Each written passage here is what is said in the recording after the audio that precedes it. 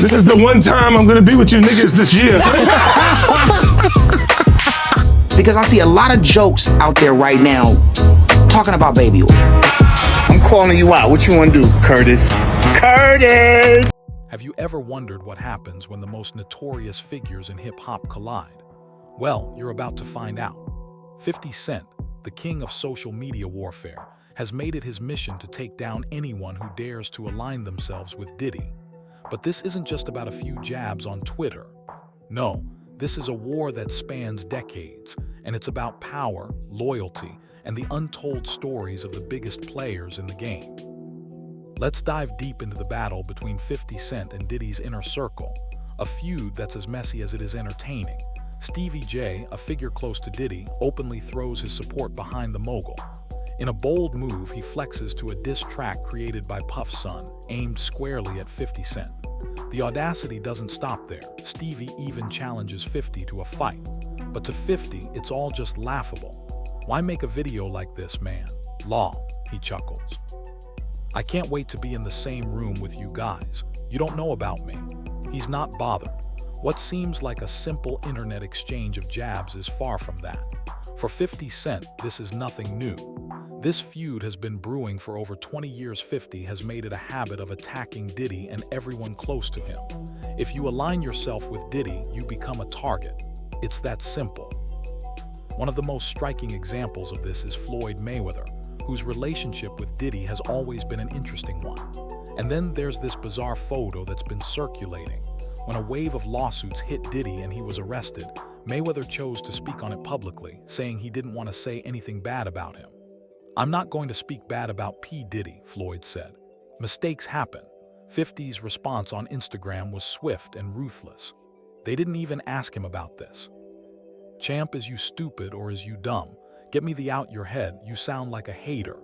It was typical 50 Cent behavior, hitting hard with a cold, unrelenting energy. Even if you remain silent or simply stand on Puff's side, 50 won't hesitate to take a shot. Jay-Z, for example, wasn't spared. "Anybody seen Jay?" 50 quips. "They ain't answering his phone. LOL." And then there was the infamous post where 50 took aim at Jay-Z, claiming Jay was in hibernation. Avoiding the storm around Puff, 50 has always ridiculed the performative friendship between Jay-Z and Diddy. In one interview, he pointed out how uncomfortable Jay-Z seemed at the billionaire brunch, which, in Fifth's eyes, spoke volumes about their relationship. I want to speak bad about P. Diddy, because he's still a black man. Mistakes happen, and I can't say if it is or it's not a mistake, but things happen in life. 50. But more recently, 50 went even further. He posted a harsh caricature of Jay-Z, depicting him as the old Camel Cigarettes mascot, Joe Cool. The post wasn't subtle, it was an outright mockery. "Please stop sending me stuff like this. I'm not going to post it," 50 wrote, though the damage was already done. 50's attacks on Jay-Z don't end there. He also joked about a deep-fake video of Jay-Z that was supposedly of him reacting to the fact that his name wasn't mentioned in Diddy's documentary. But the real question is, why is 50 Cent so relentless in his pursuit of anyone associated with Diddy? What's driving this decades-long feud? It's more than just business, it's personal. The layers of loyalty, betrayal, and power games make this story one for the ages. Stay tuned, because this is far from over. This raises an intriguing question. Is 50 Cent preparing a separate project specifically aimed at Jay-Z? There's no confirmation, but at one point, 50 liked an Instagram comment asking if he'd make an expose on Jay-Z. Was this a subtle hint? Only time will tell. And then there's Rick Ross, another ally of Diddy, another target for 50. Rick remained silent, but that didn't save him. Instead, 50 dug up lyrics from a 2013 track by Rick Ross, pointing out that because of those lyrics, Ross lost his Reebok deal. A savage move, but it's just another chapter in 50's ongoing war. Floyd Mayweather, on the other hand, chose to speak up. But what he said was, to put it mildly, bizarre. Based on how he phrased it, many felt he was leaning more toward Diddy's side. This moment sparked a response from 50 Cent, who mocked Mayweather, calling him stupid for even getting involved in the first place. Next up in 50's crosshairs is Ray J. Ray J has long claimed Diddy as a mentor and friend. He defended Diddy during the legal troubles, saying everything that happened between adults was consensual. But when asked about the so-called freak-off parties, Ray J said he didn't understand what they were even about and had never encountered anything like that himself. But 50 didn't take kindly to Ray J's comments. WTF is Ray J doing? 50 posted in a reaction that could only be described as shocked and mocking. And when Ray J spoke further, saying there was no real fight between him and Diddy's sons, 50 doubled down. He was ready to confront Ray J, calling him out for his confusing defense of Diddy. Excellent, they're sitting there like, yeah. It's the billionaire brunch. You're like, I hate you, man. unaware of anything going on here. This is the one time I'm gonna be with you niggas this year.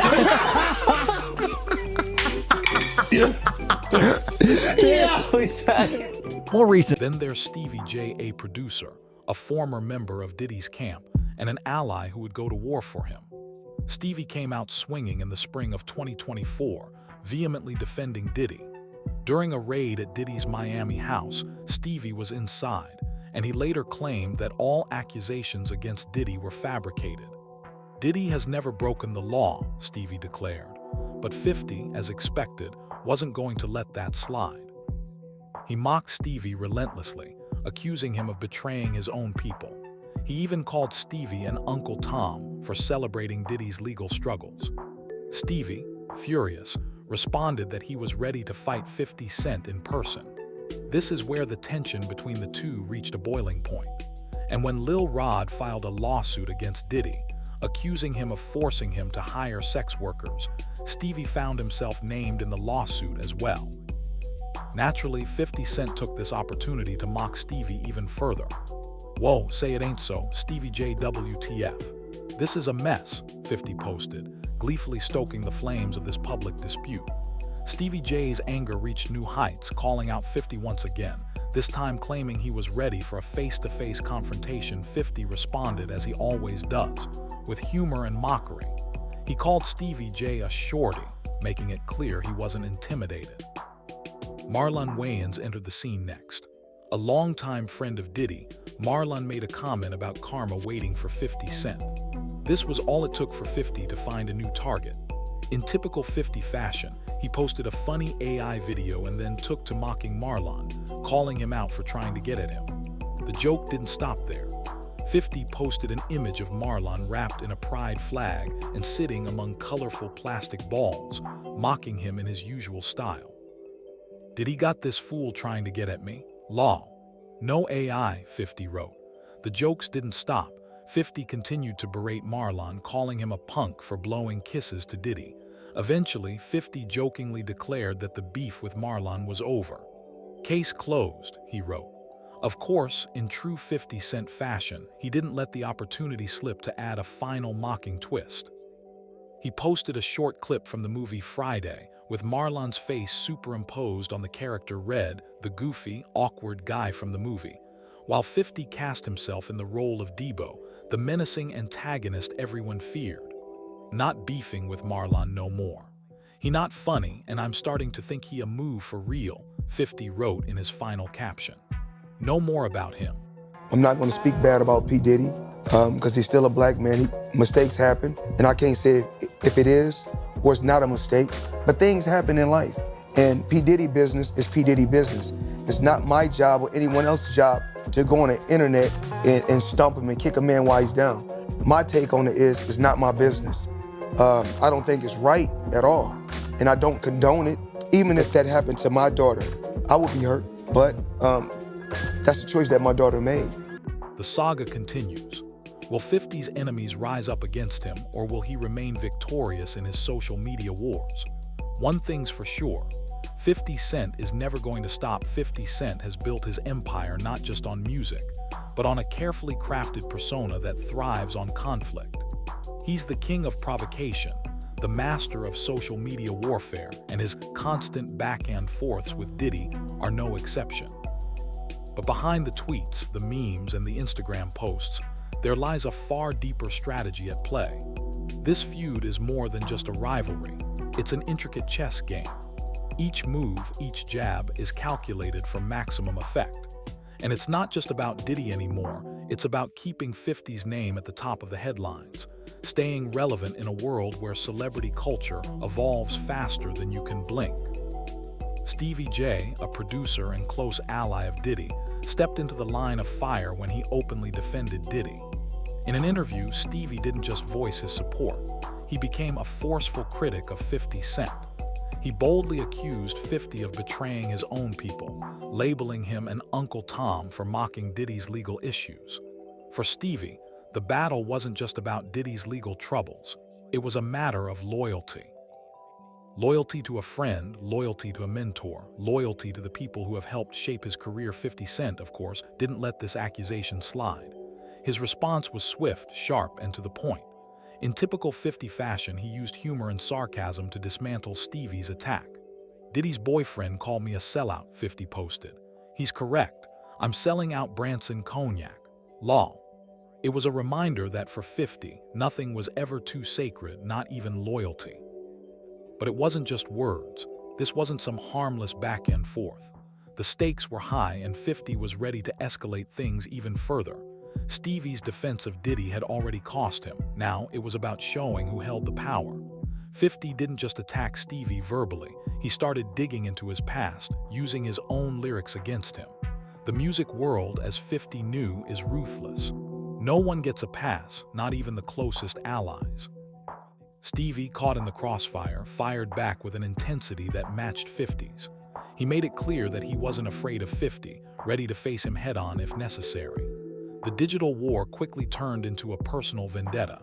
And as much as 50 mocked, Stevie stood firm, believing that defending Diddy's honor was more important than the Twitter drama. But the conflict didn't stop with Stevie. The feud spiraled out, touching almost every corner of 50's circle. Jay-Z, a billionaire mogul and one of the most respected figures in hip-hop, was also dragged into the drama. 50 couldn't resist poking fun at the perceived bond between Jay-Z and Diddy. In one post, he mockingly claimed that Jay-Z was in hibernation, suggesting he was hiding out until the Diddy situation blew over. No response from Jay-Z.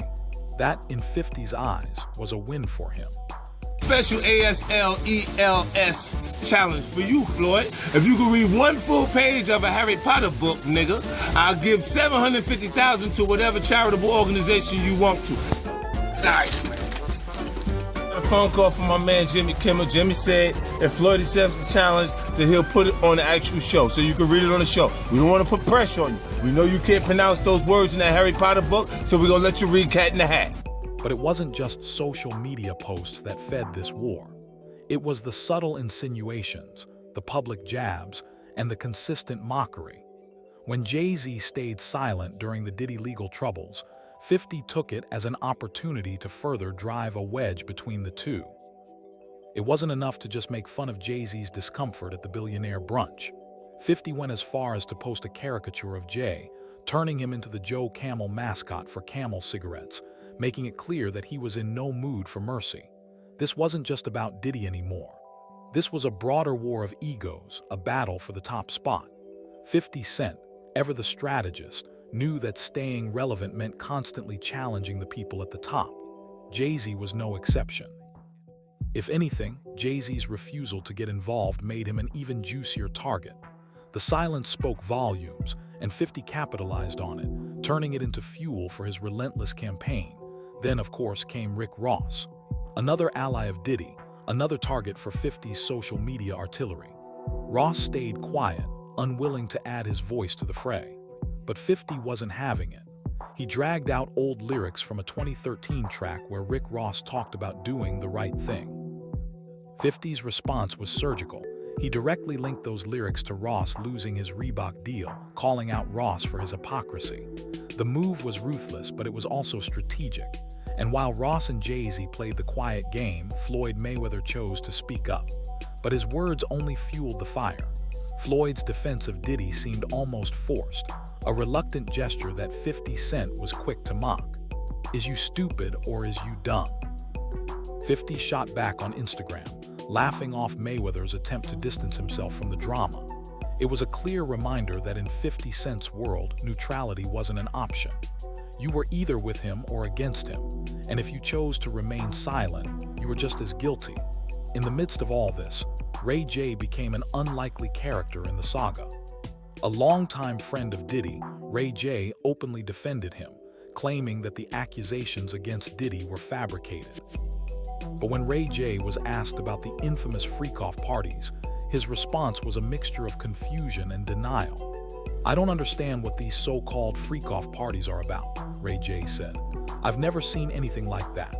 50 Cent didn't let this confusion slide. "WTF is Ray J doing?" he posted, expressing his disbelief at the situation. It was another opportunity for 50 to amplify the drama, poking fun at Ray J for his apparent lack of understanding. And when Ray J tried to downplay the confrontation with Diddy's sons, 50 wasn't about to let him off easy. "I'ma hit Ray and tell him chill," 50 posted, suggesting that Ray J needed to calm down. Mad at me because I'm supporting Diddy. Niggas got weird ass shit to say about me supporting Puff. Then there's Marlon Wayans. A well-known comedian and actor, Marlon had always been in Diddy's circle. But when he made a comment about 50 Cent's ongoing feud with Diddy, saying that karma was waiting for 50, he became another target. 50's response was swift and merciless. First, he posted a funny AI-generated video mocking Marlon, turning the actor into the butt of his jokes. But it didn't end there. 50 went further, posting an image of Marlon wrapped in a pride flag and sitting amongst colorful plastic balls. It was a mocking, childish gesture, but one that 50 knew would get under Marlon's skin. "Diddy got this fool trying to get at me," 50 posted. The taunt was clear. Marlon wasn't going to get away with his comments. After the back and forth, 50 declared that the beef with Marlon was over. But of course, it wasn't really over. 50 just found a new way to poke fun at Marlon. He posted a clip from the movie Friday with Marlon's face superimposed on the character Red, a goofy, awkward guy from the film. And naturally, 50 placed himself in the role of Debo, the intimidating antagonist everyone feared. "I'm not beefing with Marlon no more," 50 posted, capping off the exchange with his signature humor. "He not funny, and I'm starting to think he a move for real. No more about him." As always, 50 Cent managed to turn the drama into entertainment, keeping his audience hooked with every post, every insult, and every jab. But what's more intriguing than the drama itself is the question of what's next. 50 Cent has proven time and time again that he's not afraid to fight dirty, to stir the pot, and to keep his name in the headlines. But as the years go by, it's clear that this war, this battle for dominance in the rap game, isn't going to slow down anytime soon. So what's next for 50 Cent? Will he continue to mock and humiliate his enemies on social media, or will he shift his focus?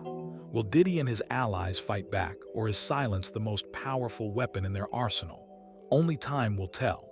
But one thing is for certain, 50 Cent's war is far from over. And as long as there are targets, 50 will keep shooting. If you've been following the twists and turns of this epic feud, you know this is far from over. The battle between 50 Cent and Diddy's crew is heating up, and there's no telling where it will go next. Will 50 Cent's attacks finally push Diddy's camp to respond? Or will the silence continue? Keep watching, because we'll keep you updated every step of the way. And if you enjoyed this deep dive into the world of hip-hop's most explosive feuds, make sure to subscribe, drop a like, and leave your thoughts in the comments below.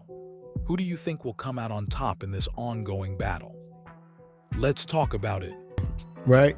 You can skew people very close to the situation. But you can create any narrative as a producer and as a director. It doesn't mean it's true. It doesn't mean it's true. I can get interviews, I can do this, I can get footage, and I could make you think this about that person. Nah, for sure, yeah. And before it's between him and Puff, it's between both of them and God. Just the way Puff is down on his luck, and 50's kicking a man when he's down. God is gonna. If 50 ever luck turn up on 50, you know, that you gotta be careful what you put out. There's a karma to every action that you do. You think we'll see that day? Huh? You think we'll see that day? I don't think 50 does dumb stuff. You know, he's very smart, you know, in terms of his business. I think he already had his. I think we already would have saw it. He got shot 9 times.